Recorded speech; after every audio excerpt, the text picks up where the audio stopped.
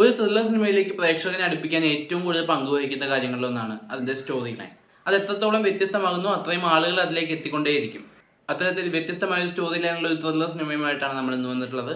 ഭാര്യയ്ക്ക് സർപ്രൈസ് കൊടുക്കാൻ വ്യത്യസ്തമായിട്ടുള്ള വഴികൾ അന്വേഷിക്കുന്ന ഒരു ഭർത്താവ് മൊബൈൽ ഫോണിലൂടെ അവരുടെ ക്യാമറ ആക്സസ് ചെയ്യാൻ പറ്റുന്ന ഒരു ഹിഡൻ ആപ്ലിക്കേഷനെ പറ്റി മനസ്സിലാക്കുകയും ആ ആപ്ലിക്കേഷൻ ഭാര്യയുടെ ഫോണിൽ ഇൻസ്റ്റാൾ ചെയ്ത് അവർക്ക് ഒരു സർപ്രൈസ് കൊടുക്കാനുള്ള ശ്രമങ്ങൾ നടത്തുകയും ചെയ്യുന്നു.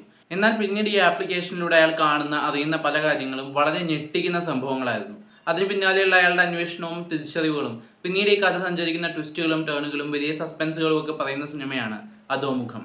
ഒരുവിധം ത്രില്ലർ പ്രേക്ഷകരെ ആകർഷിക്കാനുള്ള ഒരു കഥാഗതി ഈ സിനിമയ്ക്കുണ്ട്.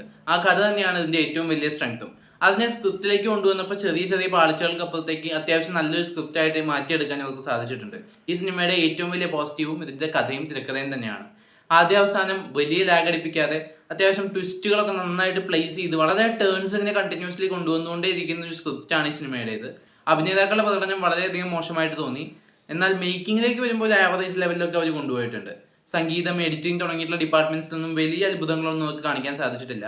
പക്ഷെ ഇതൊക്കെ മാറ്റി വെച്ചുകൊണ്ട് ആ ഒരു സ്ക്രിപ്റ്റിന്റെ ക്വാളിറ്റി, ആ ഒരു സ്റ്റോറി, അത് പറയാൻ അവർ യൂസ് ചെയ്തിട്ടുള്ള ക്യാരക്ടറൈസേഷൻസ്, അതിൻ്റെയൊക്കെ ഡെവലപ്മെന്റ്, ട്വിസ്റ്റുകൾ, ഇതൊക്കെ കിഡിലനായിരുന്നു.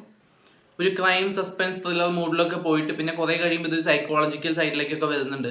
ഇതിന്റെ സസ്പെൻസുകളൊക്കെ വളരെ വെൽ എസ്റ്റാബ്ലിഷ്ഡ് ആണ്. ചുരുക്കം ചില ടെസ്റ്റുകൾ വളരെ പ്രഡിക്റ്റബിൾ ആണെങ്കിലും ബഹുഭൂരിപക്ഷവും വളരെ ഇൻട്രസ്റ്റിംഗും സർപ്രൈസിംഗും ആയിരുന്നു. അവസാനത്തോടെ എടുക്കുമ്പോൾ കുറച്ച് കിഡിലൻ സീക്വൻസുകൾ കാണിച്ചുകൊണ്ട് രണ്ടാം ഭാഗത്തിലേക്കുള്ള ലീഡ് ഇട്ടുകൊണ്ടാണ് സിനിമ അവസാനിക്കുന്നത്.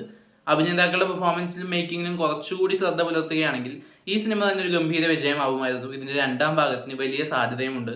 അതുകൊണ്ട് തീർച്ചയായിട്ടും ഇതിന്റെ രണ്ടാം ഭാഗം വരികയാണെങ്കിൽ കാണാൻ ഞാൻ വെയിറ്റ് ചെയ്തിരിക്കുകയാണ്. നിങ്ങൾ ത്രില്ലർ സിനിമകൾ ഇഷ്ടപ്പെടുന്ന ആളാണെങ്കിൽ കണ്ടു നോക്കാവുന്ന ഒരു സിനിമയാണ് അധോമുഖം. നമുക്കിനി മറ്റൊരു വീഡിയോയുടെ വീണ്ടും കാണാം. ബൈ.